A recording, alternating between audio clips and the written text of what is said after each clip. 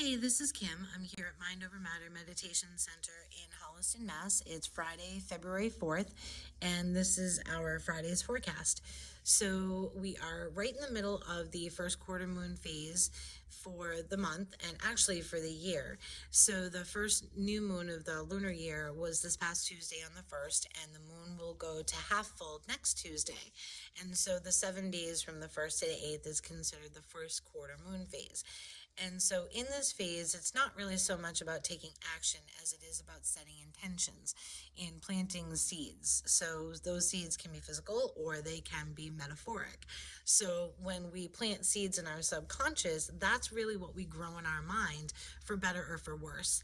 And so it's really good if we can be connected more emotionally and with a little bit more consciousness when it comes to the intentions that we are setting.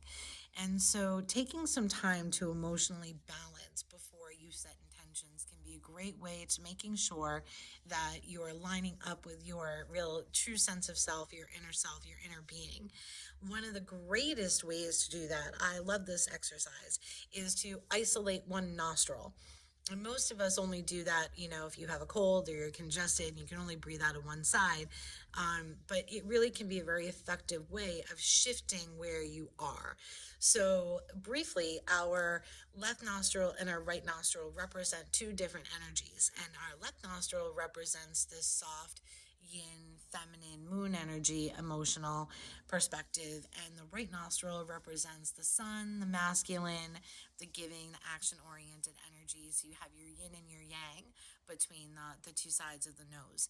And so simply the act of blocking the right nostril and isolating the left nostril can just help bring you into that beautiful space of emotional balance and perspective. So we're just going to take a minute. I'm just going to demonstrate it so that you know what it looks like and can experience it on your own. Just take a few minutes. So your left hand is going to go down onto your knee. I'm sitting cross-legged. Not that you can see the rest of me, but I'm sitting cross-legged. If you're sitting in a chair, simply having your palm up in an open, receptive way.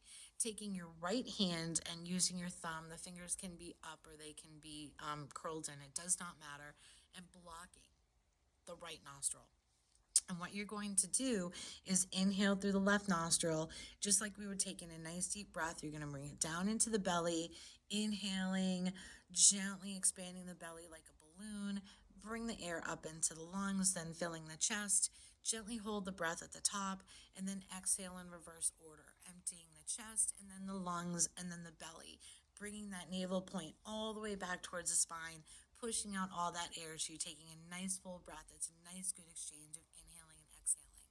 And so it looks somewhat like this. You can close the eyes or just soften the gaze so you're relaxing the face. So I've got my left hand on my knee, my right hand up. I'm going to inhale.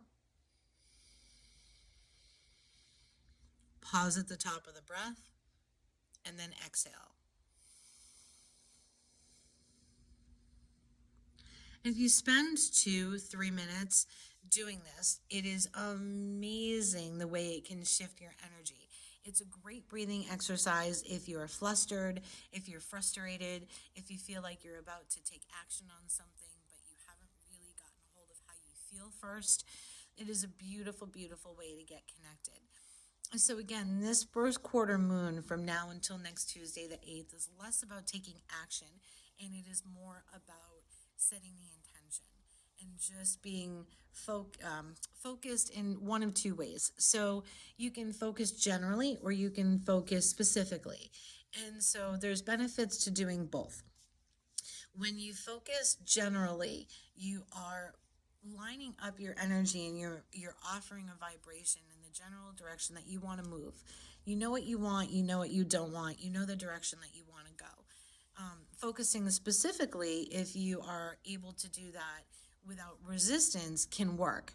The tricky part is when you start to get resistance in your own thinking. And oftentimes that is the place where our saboteur comes in and we end up inadvertently sabotaging ourselves before we've even gotten off the ground. And so what that can look like. So if you are intending on wanting to create more money And so you want to bring more money into your life. But thinking about money actually creates resistant thoughts, and things can look like, well, I don't know how it's going to come. My job doesn't pay me enough. I don't see where. We have all of these bills. How is that possible? If thinking about money specifically creates resistance, don't think about money and set an intention around money, because you're already sort of setting a block up with it. Think more general. Take a broader sweep. Abundance is a great way to intend on bringing in more and to work with resources flowing in your direction than using specific trigger words that instantly create resistance. So if you're starting to set your intention and you find those resistant thoughts coming in, just take a pause. All you have to do is stop.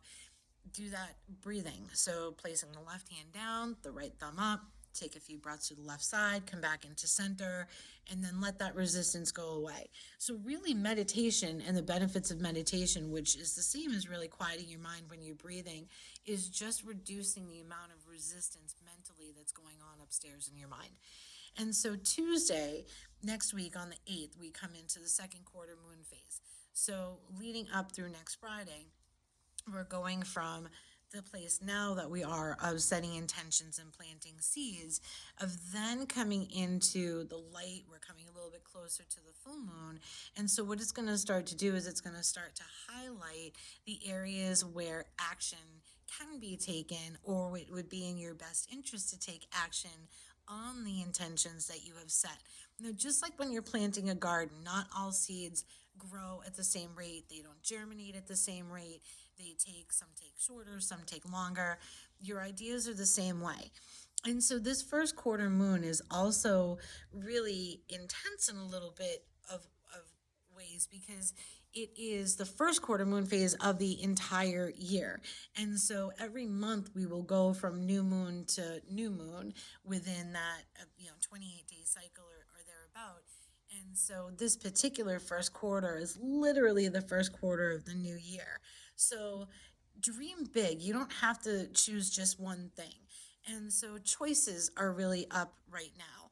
And so we've really been led to believe that we have to choose, and that you have to choose one of two things, a side, one career, one thought process, one anything that you have to choose.